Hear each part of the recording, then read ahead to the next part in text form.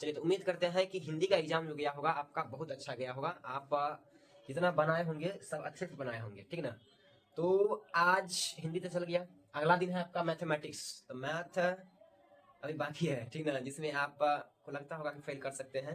तो वो एक मैथमेटिक्स ही होगा जिसमें लग रहा होगा कि फेल हो जाएंगे। तो आज भर पढ़ लेना है मैथमेटिक्स को, और उसके बाद आप साइंस रखिएगा तो मैथ पढ़िएगा, फिर अदरवाइज नहीं पढ़िएगा, ठीक ना। इसका मतलब है कि अगर आर्ट्स रख लेते तो आपको हमसे साथ छोड़ना पड़ेगा। तो चलिए, आज को 10th क्लास में, क्लास 10 में जो चैप्टर 15 तक है उस सभी का आज निचोड़ मिल जाएगा, वन शॉट मिल जाएगा। उसमें क्या होगा कि चैप्टर 1 से लेकर के चैप्टर 15 तक का सारा का थ्योरी, और उसी में इंपॉर्टेंट शॉर्ट टाइप क्वेश्चन और लॉन्ग टाइप क्वेश्चन और ऑब्जेक्टिव दिया जाएगा, जैसे आप लोग को क्लास में मिला था ऐसे करके, ठीक ना, बनाए होंगे ये टेस्ट पेपर जैसे। तो वैसे ही उसमें से कुछ कुछ पॉइंट्स हम निकाल के, क्योंकि एक दिन में संभव नहीं है पूरा कराना, तो कुछ कुछ पॉइंट निकाल करके आज हम बताएंगे, और उसको अगर अच्छे से करते हैं तो कल ठीक ठाक हो जाएगा, ठीक ना। तो पहला ये लेक्चर है आपको, इसमें चैप्टर 1 का, चैप्टर जो है 1 उसको वन शॉर्ट करेंगे। उस चैप्टर का सभी इंपॉर्टेंट ऑब्जेक्टिव सब्जेक्टिव और इसका जो नोट्स था या थ्योरी बोलिए उसको हम कंप्लीट करेंगे, ठीक ना। तो इसमें सबसे पहला पॉइंट आता था कि परिमेय संख्या होता क्या है। हम संख्याओं को स्किप कर रहे हैं, यहाँ पर परिमेय संख्या से शुरुआत कर रहे हैं कि परिमेय संख्या होता क्या था।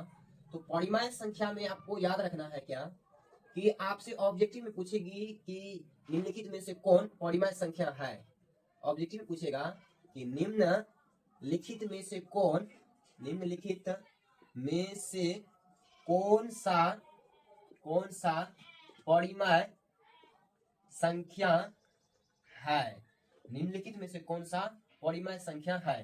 तो परिमेय संख्या के पहचान में आपको बताए हम क्या कि पहला कि कभी भी रूट में नहीं होता है। परिमेय संख्या कभी भी रूट में नहीं होता है, कभी भी रूट में नहीं होता है, कभी भी रूट में नहीं होता है। परिमेय संख्या कभी भी रूट में नहीं होता है, ठीक ना। परिमेय संख्या जो होगा कभी भी रूट के अंदर नहीं होगा। जैसे मान लिया आपका क्वेश्चन है नंबर 1 कि हाँ रूट में है 4, बी में है आपको ऑप्शन ए का ए नंबर 4, बी में है रूट में 6, सी में है आपको रूट में 9, और डी है रूट में 81। डी है आपको रूट में 81। तो पूछेगा निम्नलिखित में से कौन परिमेय संख्या नहीं है, अगर पूछ दिया है परिमेय संख्या, हाँ परिमेय संख्या नहीं है अगर पूछ दिया तो क्या कीजिएगा, ये 4 देखिए, 4 को आप लिख सकते हैं क्या रूट में 2 गुनी 2, इसका मतलब एक जोड़ा लग के बाहर निकला। ये 6 को लिख सकते हैं क्या आप, 6 को लिख सकते हैं 3 गुनी 2, ये बाहर जोड़ा लग के नहीं निकलेगा, इसका मतलब है रूट में 6 ही रह जाएगा। और परिमेय संख्या नहीं है तो रूट में कभी भी परिमेय संख्या नहीं होती। ये बाहर निकल रहा है, ये भी निकलेगा 3 तिया के 9, नरमा 81, ये भी बाहर निकलता है। ये जो है रूट में 6, ये कभी रूट से बाहर नहीं निकलेगी, इसका मतलब है कि ये एक अपरिमेय संख्या। और क्लास में आप लोग को बताए हैं कि राम नहीं तो श्याम, जैसे एक आदमी है उनका 2 बेटा है राम और श्याम, वैसे वास्तविक संख्या है इसका 2 विचार है, एक है परिमेय एक है अपरिमेय। अगर अपरिमेय नहीं कहा है, अपरिमेय नहीं कहा है इसका मतलब परिमेय खोज रहा है, फिर परिमेय नहीं कहा है इसका मतलब अपरिमेय खोज रहा है। तो इसमें ये 4 जो है रूट से बाहर निकल जाएगी, 6 रूट से बाहर नहीं निकल रहा है, इसके कारण क्या होगा ये अपरिमेय संख्या, और अपना लोग को खोजना भी है अपरिमेय संख्या। ये भी परिमेय हो गया, ये भी परिमेय हो गया, ठीक ना।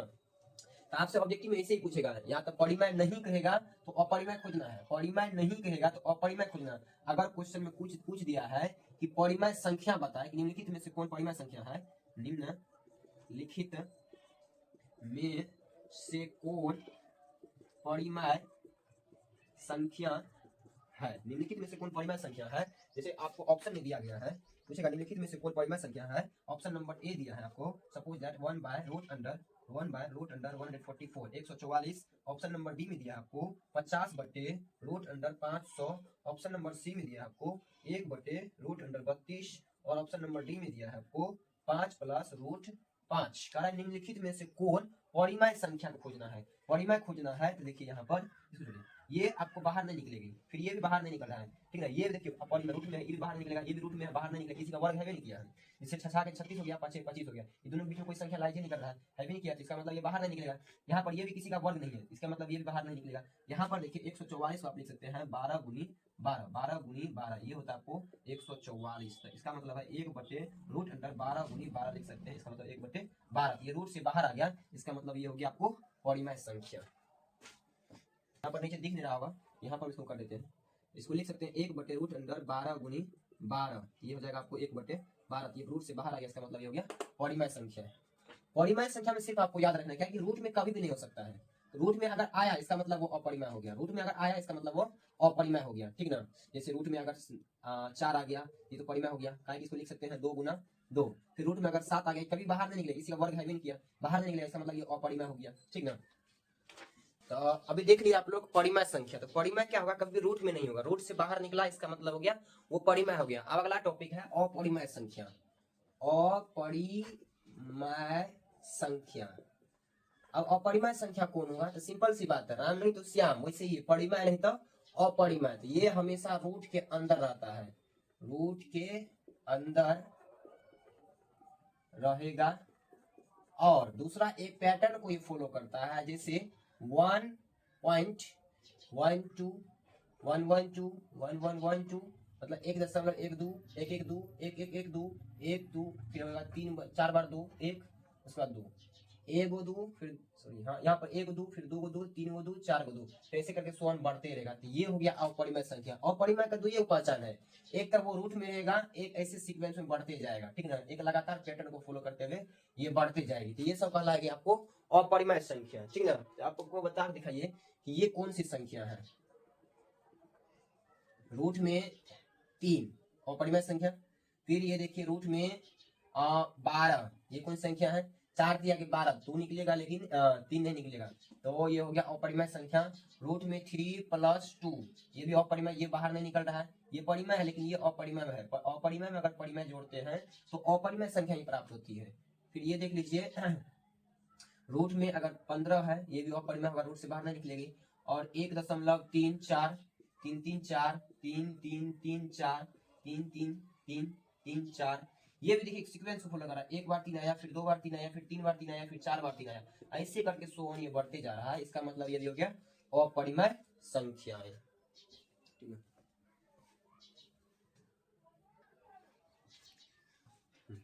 देखिए परिमेय और अपरिमेय पहचानने में एक जगह आप गलती कीजिएगा, जब क्वेश्चन आपको अंश बटे हर के रूप में दिया जाए, जैसे मान लीजिए एक क्वेश्चन है जिसमें परिमेय खोजना है आपको, कह रहा निम्नलिखित में से कौन परिमेय संख्या है, ठीक ना। परिमेय संख्या बताना आपको, क्वेश्चन में दे दिया है आपको 3 + √3 बटे में दे दिया है 3।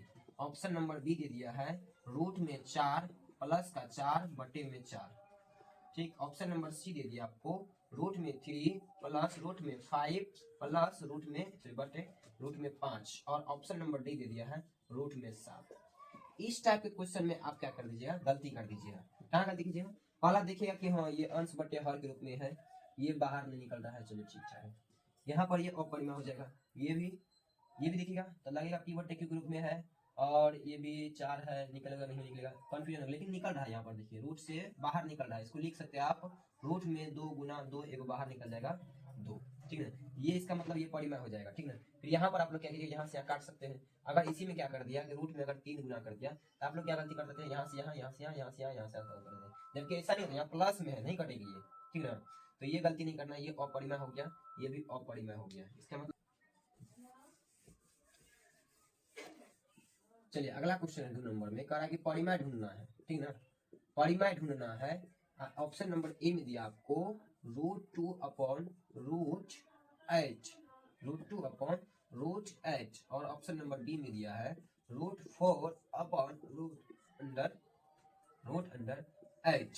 फिर ऑप्शन नंबर सी में दिया है √9 अपॉन √9, ऑप्शन नंबर डी में दिया आपको 1/√2। परिमेय ढूंढना है, तो सबसे पहले तो ये तो खत्म हो गया, 3 तिया के 9, एक 3 तो बाहर निकल गया, अंदर मिलेगा, ये भी खत्म हो जाएगा। यहाँ पर देखिए फर्स्ट नंबर में आप इसको लिख सकते हैं 2 बटे रूट में 2 गुना 2 गुना 2, 8 का भाग तोड़ेगा तो 2 गुना 2 गुना 2, यहाँ से आपको हो जाएगा रूट में 2 अपॉन, ये जोड़ा लग के बाहर आ गया 2, अब बचा रूट में 2, ये 2 से 2 खत्म हो गया, इसका मतलब बच गया इसमें 2, तो ये हो गया आपको परिमेय संख्या, ठीक ना। तो ऑप्शन नंबर ए इसका राइट हो जाएगा। चलिए परिमेय अपरिमेय अगर ढूंढ लिए हैं, तो उसके बाद अपना टॉपिक है शांत अशांत। तो शांत अशांत में क्या होता है कि एक इसका शर्त है, शर्त क्या है कि कोई भी संख्या शांत होगी, कोई भी संख्या जो है शांत होगी यदि कोई भी संख्या शांत होगी यदि क्या होगा कि उसका जो है हर में, हर के रूप में, हर का अगर आवाज में तोड़िएगा तो उसमें सिर्फ 2 और 5, 2 गुनी 5, इसके पावर में कुछ भी हो सकता है, जैसे मान लीजिए m या n या a या b, कुछ भी हो सकता है। हर का गुणनखंड ये रूप में होगा, खलिया 2 या 5 होना चाहिए, या नहीं तो खलिया 2 पे पावर m, मतलब 2 पे पावर कुछ भी हो सकता है, 2 4 6 8 10 12 कुछ भी, या नहीं तो 5 पे पावर n, मतलब 5 पे पावर कुछ भी हो सकता है। केवल और केवल हर में, अंश से मतलब नहीं रखना है आपको, हर में आपको 2 और 5 आना चाहिए, उसके बाद वो संख्या शांत हो जाएगी। कोई भी परिमेय संख्या का दशमलव प्रसार 2 प्रकार से होती है, एक शांत एक अशांत होता है। तो दशमलव प्रसार शांत होगा यदि हर का नीचे वाला जो है, जैसे मान लीजिए 2/4 है, इसको बोलते हैं हर। तो हर का अभाज्य गुणनखंड तोड़िएगा तो या तो खलिया 2 और 5 आना चाहिए, या तो खलिया 2 भी आएगा तो भी चलेगा, या तो सिर्फ 5 आएगा तो भी चलेगा। 2 5 आ सकता है, सिर्फ 2 आ सकता है, सिर्फ 5 आ सकता है। इसके अलावे अगर कोई भी चीज आ जाता है, इसका मतलब उसका दशमलव प्रसार अशांत होगा। जैसे आप देख लीजिए, क्वेश्चन पूछ रहा है निम्नलिखित में से कौन शांत है, निम्नलिखित में से कौन शांत है, निम्नलिखित में से कौन शांत है, निम्नलिखित में से कौन शांत है। जैसे क्वेश्चन में दिया गया है आपको, क्वेश्चन में दिया गया आपको 4/16 ए ऑप्शन है। ऑप्शन नंबर बी दिया है आपको 3/, ऑप्शन नंबर बी में दिया है 3/15, और ऑप्शन नंबर सी में दिया है 4/18, और ऑप्शन नंबर डी में दिया है आपको 9/16। ठीक ना। कह रहा है शांत कौन सा है, एक ही हम 3 4 ले लिए हैं, ठीक है। तो इसको देखिएगा, अगर तो 4 का 4 4 चौके 16 काट सकते हैं, और 4 का भाग इधर निकालिएगा तो आएगा आपको 2 गुना 2। देखिए सिर्फ 2 है, इसमें सिर्फ 2 है, इसका मतलब ये हो गया शांत। क्योंकि हम इसमें मल्टीपल ले रहे हैं, इसमें और आगे भी चेक कर लेते हैं। 3 में है 15, तो 5 का 5, 5 दिया 15, 3 का 3 और 5 दिया 15, तो 5 आ गया नीचे में, इसका मतलब है 1/5। तो सिर्फ 5 भी आएगा अगर तो भी क्या होगा, दशमलव प्रसार शांत होता है, ये भी हो गया आपको शांत। अब इसमें देखिएगा अगर, तो 2 दूनी के 4 और 9 दूनी के 18, इसका मतलब है 2/9 आ गया। इसका अभाज्य गुण तोड़िएगा तो 2 आएगा 3 गुना 3। इसमें देखिए 9 तक 2 आया है, 9 तक 5 आया है। शांत होने का क्या था, नियम था कि 2 और 5 आना चाहिए, साथ में हो सकता है और अलग अलग भी हो सकता है। यहाँ पर नहीं तो 2 आ रहा है, नहीं तो 5 आ रहा है, इसका मतलब है ये हो जाएगा आपको अशांत। ठीक ना, ये आपको हो गया अशांत। इसको भी चेक कर लेते हैं। 9/16 है, इसको अगर काटिएगा कटेगा, तो चलिए यहाँ पर देख लेते हैं। तो 9/4 गुनी 4, इसका मतलब इसको 4 गुनी 4 नहीं, 2 गुनी 2 गुनी 2 गुनी 2, 2 गुनी 4 गुनी 8 गुनी 16, इसका मतलब है 9/2 पे पावर 4 आ रहा है। तो सिर्फ 2 आया ना, हर से मतलब रखना है, ऊपर वाला पे कोई मतलब नहीं रखना है। हर में 2 आया ना, 2 पे पावर 4 कुछ भी हो सकता है, 4 6 8 10 12 कुछ भी हो सकता है, 2 के रूप में आया है, इसका मतलब है इसका दशमलव प्रसार शांत, इसका दशमलव प्रसार हो गया आपको शांत। ठीक, अगर नहीं होगा ऐसा रूप में 2 और 5 के रूप में नहीं होगा तो वो हो जाएगा अशांत। इंपॉर्टेंट है ये सब। कुछ ऑब्जेक्टिव है, कह रहा है कि सबसे छोटी प्राकृत संख्या कौन होती है, सबसे छोटी प्राकृत संख्या, सबसे छोटी प्राकृत संख्या कौन होती है, सबसे छोटी प्राकृत संख्या है। ऑप्शन नंबर ए में है आपको सबसे छोटी प्राकृत संख्या है, ऑप्शन नंबर ए में है आपको 0, ऑप्शन नंबर बी में है आपको -1, ऑप्शन नंबर सी में है आपको 1, और ऑप्शन नंबर डी में है आपको 2। बोला है सबसे छोटी प्राकृत संख्या है, तो आपको पता होगा सबसे छोटी प्राकृत संख्या के लिए कि वही गिनती की सभी धनात्मक संख्या को प्राकृत संख्या कहते हैं, गिनती की सभी धनात्मक संख्या को प्राकृत संख्या है। अब इसमें शून्य नहीं होता था, और धनात्मक संख्या हो रहा है तो इसका मतलब ये भी नहीं होगा। और छोटी की बात कर रहे थे, 1 होता है छोटी और 2 होता है बड़ी, ठीक ना। 1 से बड़ा हो गया आपको 2, इसका मतलब है कि प्राकृत संख्या जो होगी वह 1 होगी, सबसे छोटी प्राकृत संख्या जो होगी वह 1 होगी। इसी में अगर पूछ देगा कि एक अंक की सबसे बड़ी प्राकृत संख्या बताइए, तो वो हो जाएगी आपको 9। एक अंक की सबसे बड़ी प्राकृत संख्या बताइए तो वो हो जाएगी आपको 9। उसके बाद है क्वेश्चन पूछ रहा है कि परिमेय संख्या होती है, क्वेश्चन नंबर 2 कह रहा है कि परिमेय संख्या जो होता है, क्वेश्चन नंबर 2 कह रहा है परिमेय संख्या जो होता है, परिमेय संख्या होती है। तो 4 ऑप्शन है आपके पास। नंबर 1 प्राकृत संख्या, नंबर 1 प्राकृत संख्या, नंबर बी है आपको पूर्ण संख्या, पूर्ण संख्या, और ऑप्शन सी है आपको पूर्णांक संख्या, ऑप्शन सी है आपको पूर्णांक संख्या, और डी है वास्तविक संख्या, डी है वास्तविक संख्या। ठीक ना। कह रहा है कि परिमेय जो संख्या होती है वह निम्नलिखित में से कौन संख्या होती है एक्चुअल में, तो वह प्राकृत संख्या भी होती है, पूर्णांक संख्या भी होती है, पूर्ण संख्या भी होती है और पूर्णांक संख्या।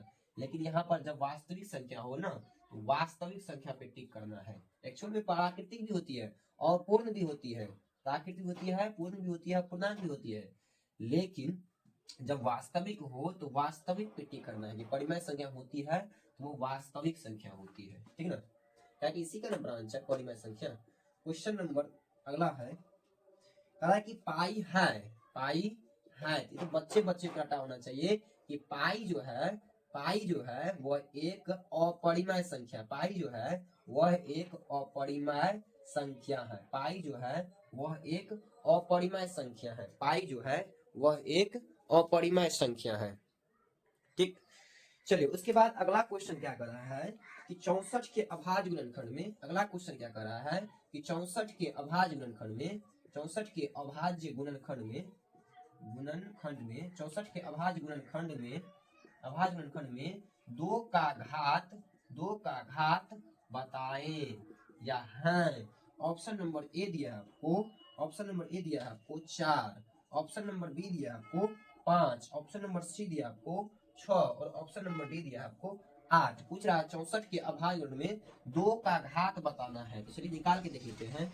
64 इसमें भाग दीजिएगा, 2 से कटेगी, ये हो जाएगा आपको 2, इधर से हो गया 3, फिर 2 से लगाइएगा तो 16 दूनी के 32, फिर 2 से लगाइएगा 8 दूनी के 16, फिर 2 से लगाइएगा 4, फिर 2 से लगाइएगा तो 2। इसका मतलब है कि 64 के अभाज्य गुणनखंड में आता है आपको 1 2 3 4 5 6 को 2, 2 गुना 2 गुना 2 गुना 2 गुना 2, 1 2 3 4 5 और 6।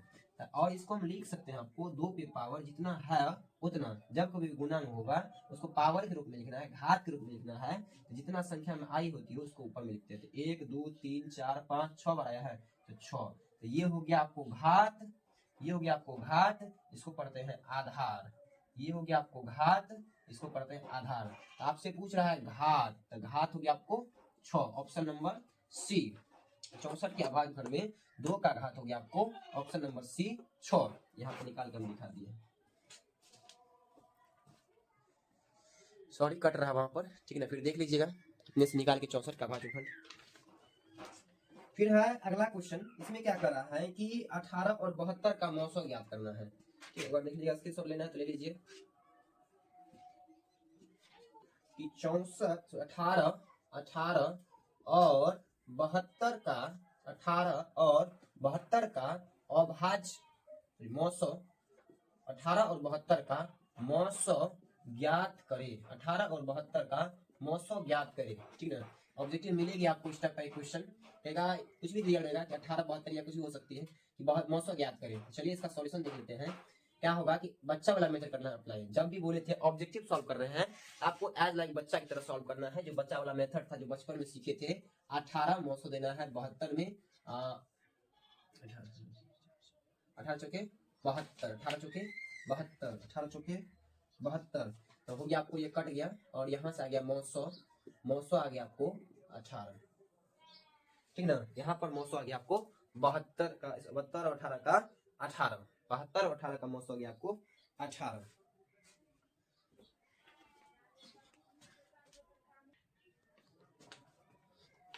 चलिए तो अगला क्वेश्चन है आपको, कह रहा है कि निम्नलिखित में से कौन अभाज्य संख्या है, निम्नलिखित में से कौन अभाज्य संख्या है, अभाज्य संख्या है, निम्नलिखित में से कौन अभाज्य संख्या। ऑप्शन नंबर ए है 4, ऑप्शन नंबर बी है 5, सॉरी ऑप्शन नंबर बी है 5, सी है आपको 6, डी है आपको 8।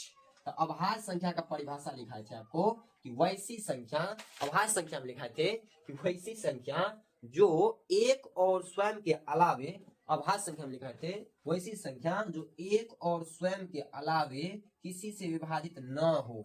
तो यहाँ पर देखिए 4 क्या है, 1 से भी कट रही है, 2 से भी कट रही है और खुद 2 से कट रहा है, इसका मतलब ये अभाज्य संख्या नहीं होगा। 5 में देखो 1 से कट रहा है और स्वयं अपने आप से कट रहा है, 1 और 5 स्वयं अपने से कट रहा है, इसका मतलब ये हो गया अभाज्य संख्या। 6 भी नहीं होगा अभाज्य संख्या, 8 भी नहीं होगा अभाज्य संख्या। ठीक, तो अभाज्य संख्या जब पूछेगा तो ऐसी संख्या जिसका गुणनखंड एक और स्वयं हो उससे कहते हैं अभाज्य संख्या। फिर अगला क्वेश्चन देखिए, इसमें कह रहा है क्या कि √2 है। क्वेश्चन कह रहा है कि √2 है, तो इसका अपना लोग जानते हैं क्या है ये, तो यह एक अपरिमेय संख्या है। √2 एक अपरिमेय संख्या है, चूंकि ये रूट से बाहर नहीं निकलेगी इसलिए यह हो गया अपरिमेय संख्या।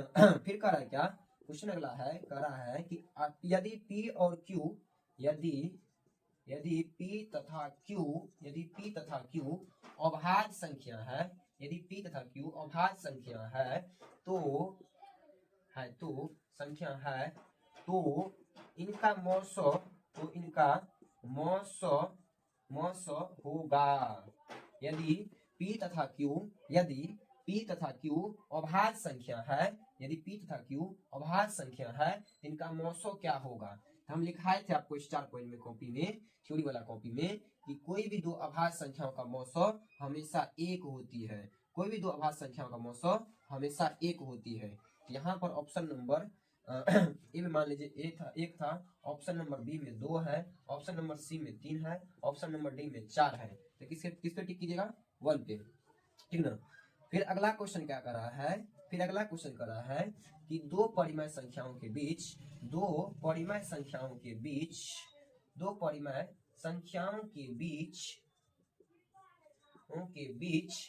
कितनी परिमेय संख्या होती है। दो परिमेय संख्याओं के बीच कितनी परिमेय संख्या होती है, ठीक ना। तो दो परिमेय संख्याओं के बीच अनंत परिमेय संख्या होती है। दो परिमेय संख्याओं के बीच कितनी परिमेय संख्या होती है, तो अनंत, इंफिनिटी, अनंत तक होती है परिमेय संख्या। दो परिमेय संख्याओं के बीच अनंत परिमेय संख्या होती है, ठीक ना। तो आपको याद रखना क्या सब, कि जब भी दो अभाज्य संख्या रहेगा तो उसका मौसो एक आएगा। फिर जब भी दो लगातार संख्याओं की बात होगी उसका मौसो क्या बात होगा, तो उसका मौसो एक आएगा। और दो परिमेय संख्याओं के बीच अनंत परिमेय संख्या होती है, ठीक ना। और उसके बाद है आपको यूक्लिड विभाजन एल्गोरिथम। तो यूक्लिड विभाजन एल्गोरिथम से क्वेश्चन आता है कि यूक्लिड विभाजन एल्गोरिथम क्या है। तो यूक्लिड विभाजन एल्गोरिथम जो है वह एचसीएफ निकालने की एक विधि है। यूक्लिड विभाजन एल्गोरिथम क्या है, तो यह एक एचसीएफ निकालने की एक विधि है। यूक्लिड विभाजन एल्गोरिथम से हम सिर्फ एचसीएफ ज्ञात कर सकते हैं। यूक्लिड विभाजन एल्गोरिथम से हम सिर्फ एचसीएफ ज्ञात कर सकते हैं, ठीक ना। और यूक्लिड विभाजन एल्गोरिथम से पूछेगा आपको यूक्लिड विभाजन एल्गोरिथम है या से, तो उसमें क्या होता है कि यूक्लिड एल्गोरिथम में a बराबर bq प्लस r होती है। a बराबर bq प्लस r होता है। यूक्लिड एल्गोरिथम से क्या होता है, a बराबर bq प्लस r होता है, ठीक ना। ये एक एचसीएफ निकालने की एक विधि है। यहाँ से क्या होता है, आपका ऑब्जेक्टिव पोर्शन लगभग और लगभग समाप्त हो जाता है। यहाँ पर आपका ऑब्जेक्टिव पोर्शन लगभग समाप्त हो जाता है। इसके बाद से आपका स्टार्ट होता है सब्जेक्टिव पोर्शन। सब्जेक्टिव पोर्शन में कुछ पॉइंट है, जैसे मान के चलिए बोलेगा आपको एचसीएफ निकालने के लिए, तो एचसीएफ निकालने के लिए दो विधि है। एचसीएफ निकालने के लिए दो विधि है। नंबर एक विधि है अभाज्य गुणनखंड विधि। अभाज्य गुणनखंड विधि। दूसरा है आपको यूक्लिड विभाजन एल्गोरिथम। यूक्लिड विभाजन एल्गोरिथम, ठीक ना। तो यूक्लिड विभाजन एल्गोरिथम और अभाज्य गुणनखंड, एक ही संख्या लेते हैं, इसे मान के चलिए 4 और इधर ले लिए 10, 4, 10, इसका निकालना है अभाज्य गुणनखंड विधि से मौसो। तो 4 लिख करके हल दीजिए। क्वेश्चन में सब कुछ ये पूछ दिया बोर्ड में, तो 4 लिखिएगा, उसके बाद बराबर दीजिएगा, इसका अभाज्य गुणन तोड़िएगा तो 4 में आएगा आपको 2 गुना 2। फिर 10 का अभाज्य गुणन तोड़िएगा, 10 से अभाज्य गुणन आएगा 2 गुना 5, तो 2 दूनी के 4 और 5 दूनी के 10। हाँ, ये हो गया आपको गुणनखंड। तो मौसो के लिए आपको बताए थे, मौसो के लिए होता है वह कंटूटिया होता है, मतलब उभयनिष्ठ कॉमन होता है। 2 हो गया यहाँ पर मौसो। और लॉसो वाला में क्या होता था, जिसका बड़ी घात होती है। यहाँ पर 2 है, 2 बार 2 ले लेंगे, मतलब ये दोनों वाला छोटा वाला को वैल्यू नहीं देते हैं। लॉसो वाला जो है वो छोटा वाला को वैल्यू नहीं होता, इसमें 2 बार आया है, इसको लिखेंगे, छोटा वाला को नहीं लिखेंगे। फिर 5 है तो 5 को भी लिख देंगे, तो लॉसो आ जाएगा आपको 5 दूनी के 10, दूनी के 20, लॉसो आ गया आपको 20। आंसर ये है, जिसको डब्बा में अपना लोग घेर देंगे और आंसर लिख देंगे, ठीक। अब इसी क्वेश्चन को अपना लोग यूक्लिड विभाजन एल्गोरिथम से बनाते हैं। तो सबसे पहले लिखना है हल और लिखना है यूक्लिड यूक्लिड विभाजन एल्गोरिथ्म से क्या होता है, a बराबर बी क्यू प्लस आर। यहाँ पर a जो होगा वो हो जाएगा आपको 10, b जो होगा वो हो जाएगा आपको 4 गुना q की जगह पर 4 गुनी 1 कीजिएगा तो 4, या चलो 4 गुनी 2 कीजिएगा 8 प्लस में 2, जिससे इससे मल्टीप्लाई करने के बाद 8 हुआ, इसको जोड़ेगा 10 10 के बराबर हो गया। यानी कि इसको बताए थे बच्चा मेथड से करके, उसके बाद देख लीजिएगा, जैसे 4 हो गया और 10 हो गया, तो 4 दूनी के 8 बचा 2, इसको इधर पीछे फिर 4 हो गया, 4 दूनी के 4 कट गया, इसका मौसा हो जाएगा 2।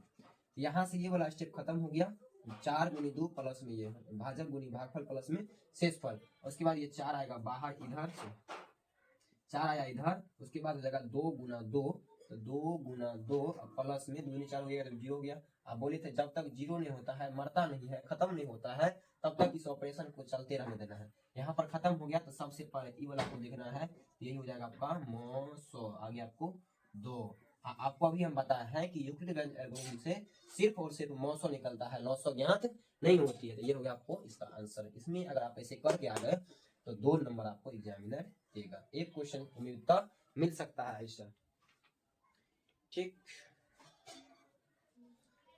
उसके बाद है आपको अपने से देख लेना है कुछ पोर्शन, कुछ क्वेश्चन जो ट्राई कर लीजिएगा, और उम्मीद ये चैप्टर वहीं पर समाप्त हो जाएगा। क्वेश्चन है आपको एक बार अपने से देख लेना, जो क्लास में कराए थे वही सब क्वेश्चन है।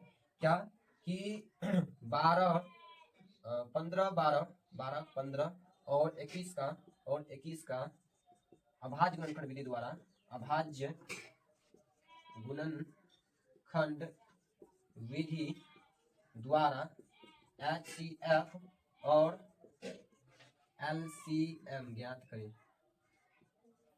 ये क्वेश्चन आपको कर लेना प्रैक्टिस। उसके बाद है आपको क्वेश्चन नंबर अगला, सिद्ध कर लेना है कि √2 एक अपरिमेय संख्या है। सिद्ध कर लेना आपको √2 एक अपरिमेय संख्या है, ठीक। अब एक और क्वेश्चन इसी में कर लीजिएगा, सिद्ध करना आपको क्या कि 2 प्लस 3√5 एक अपरिमेय संख्या है, अपरिमेय संख्या है, ठीक। ये कर लीजिएगा। और ये क्वेश्चन और इस चैप्टर का लगभग सारा क्वेश्चन यहीं पर समाप्त हो जाता है। और जो भी अगर प्रैक्टिस करना है एक्स्ट्रा, तो आप लोग को एक क्वेश्चन टाइप से दिया गया होगा मैथ में, फर्स्ट चैप्टर एक सीट दिया गया था, उस सीट को फिर से एक बार रिवीजन कर लीजिएगा। अगर नहीं है आपके पास एक बार देख लीजिए, ले लीजिए।